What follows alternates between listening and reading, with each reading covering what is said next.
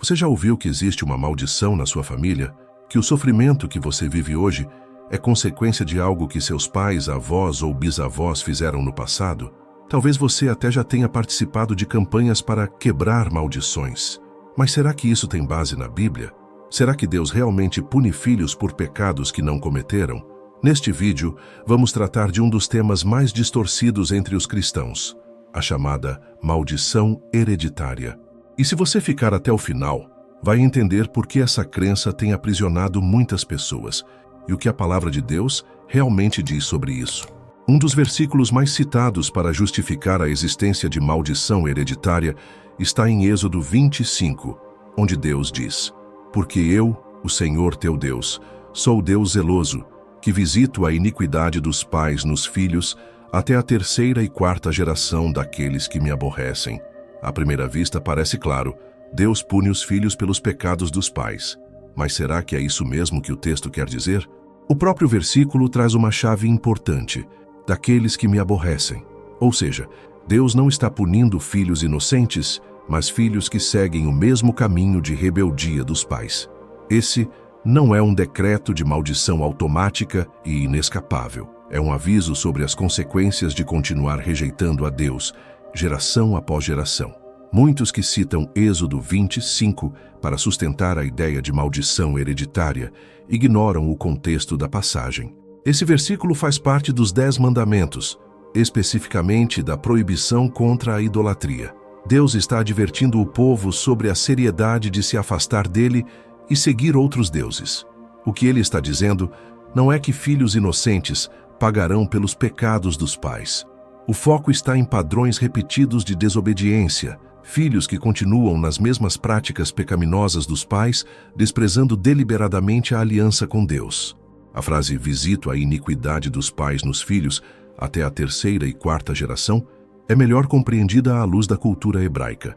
Naquele tempo, era comum 3 ou 4 gerações viverem juntas sob o mesmo teto. Se uma geração rejeitasse a Deus, isso geralmente influenciava as próximas.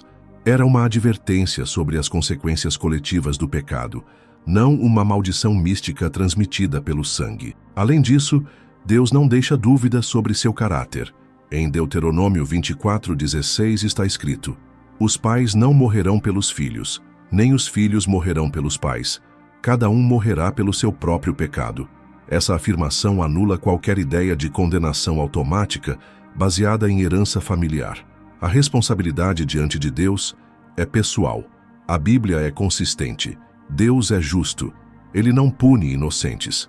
E ele não impõe maldições a quem anda em obediência.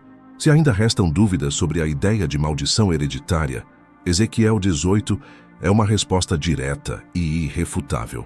O próprio Deus, por meio do profeta, confronta um provérbio que circulava entre o povo de Israel: "Os pais comeram uvas verdes, e os dentes dos filhos é que se embotaram." Ezequiel 18:2. Esse provérbio resumia exatamente o pensamento distorcido de que os filhos sofriam injustamente pelos erros dos pais. Mas veja a resposta de Deus: "Tão certo como eu vivo, diz o Senhor Deus, nunca mais direis este provérbio em Israel: a alma que pecar, essa morrerá." Deus não apenas corrige o ditado popular, ele desfaz completamente a noção de culpa coletiva automática. Ao longo do capítulo, ele mostra cenários específicos: um pai justo que agrada a Deus, um filho rebelde que vive no pecado, um neto que escolhe a justiça, mesmo tendo um pai ímpio. E em todos os casos, Deus repete a mesma mensagem: cada um será julgado pelos seus próprios atos.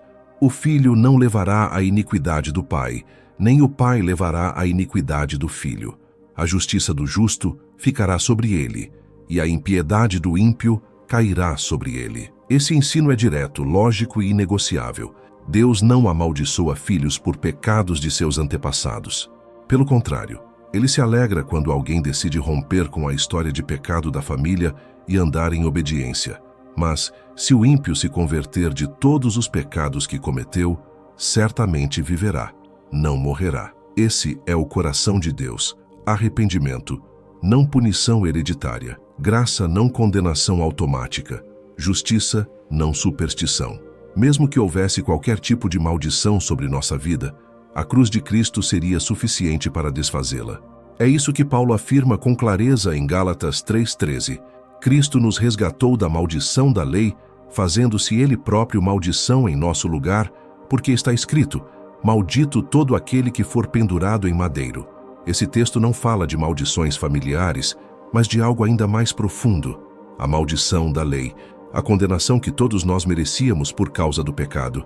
Todos pecaram, todos estavam debaixo de juízo.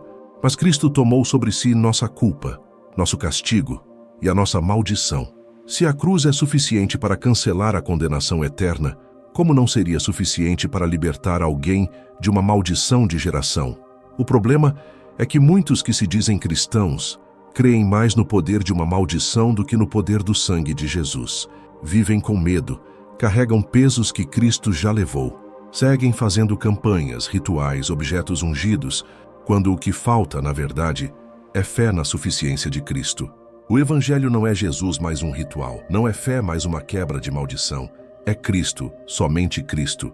A cruz não deixa margem para meio perdão, meia libertação ou meia salvação. Jesus mesmo declarou: está consumado. João 19:30. Se está consumado, por que continuar vivendo como se algo ainda precisasse ser quebrado?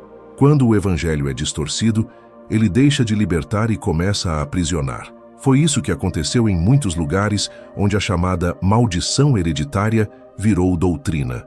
Hoje, o que vemos é um evangelho misturado com elementos de superstição, misticismo e comércio da fé. Campanhas para quebrar maldições com objetos específicos. Pastores vendendo óleo, sal, envelopes e até escadas. Pessoas sendo ensinadas que só serão livres se passarem por sessões e rituais de libertação periódicos. Mas nada disso tem base nas Escrituras.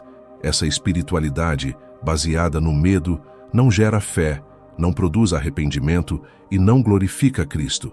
Pelo contrário, gera dependência emocional, culpa constante e uma fé frágil, construída sobre experiências e não sobre a verdade. Paulo já alertava sobre isso em 2 Coríntios 11:4. Porque se alguém vem e prega outro Jesus, diferente do que pregamos, ou se vocês recebem um espírito diferente, ou um evangelho diferente do que já aceitaram, vocês o toleram tão facilmente. Esse outro evangelho é perigoso, porque se parece com o verdadeiro, mas não tem o poder de salvar. Ele distrai, confunde e rouba a glória que é de Cristo. Muitos hoje vivem aprisionados não por maldições, mas por ensinos distorcidos. Estão debaixo de jugo, não espiritual, mas religioso. E como Jesus disse em João 8:32, conhecereis a verdade, e a verdade vos libertará. A verdadeira libertação não acontece quando seguimos um ritual. Ela acontece quando nos arrependemos e cremos no Evangelho. Jesus nunca ensinou ninguém a quebrar maldições hereditárias. O que ele pregou foi: arrependam-se, porque o reino de Deus está próximo. Mateus 4:17. Não é sobre cortar vínculos com o passado por meios simbólicos. É sobre romper com o pecado através de uma decisão consciente e contínua de seguir a Cristo. É verdade que muitas famílias vivem ciclos de destruição, vícios, violência, rejeição, abandono, imoralidade, mas esses ciclos não são maldições espirituais hereditárias. São consequências naturais de uma vida longe de Deus. E o único modo de romper com isso é pela transformação interior que só o Espírito Santo pode produzir. Paulo escreve em 2 Coríntios 5:17: se alguém está em Cristo, nova criatura é. As coisas velhas já passaram. Eis que tudo se fez novo. Você não precisa carregar o peso da sua história familiar. Você não precisa repetir os erros que viu. Em Cristo, você pode ser um novo começo. Não por esforço, não por religiosidade, mas por graça, por meio da fé. A verdade é simples e poderosa. Você não está debaixo de maldição hereditária. Se você está em Cristo, você está debaixo da graça. A cruz foi suficiente. O sangue de Jesus não precisa de complemento. O Evangelho não precisa de enfeites ou rituais. Ele só precisa ser crido, vivido e obedecido. Se você tem vivido com medo, achando que algo do passado da sua família ainda te persegue, hoje é o dia de colocar isso diante de Deus e confiar plenamente no que Jesus já fez por você. Não existe cadeia espiritual que o arrependimento e a fé verdadeira não possam romper. Não existe peso do passado que Deus não possa remover. Hoje você pode romper com tudo o que te prende, não por meio de um ritual, mas por meio da verdade. Como está escrito em João 8,36, se o Filho vos libertar, verdadeiramente sereis livres.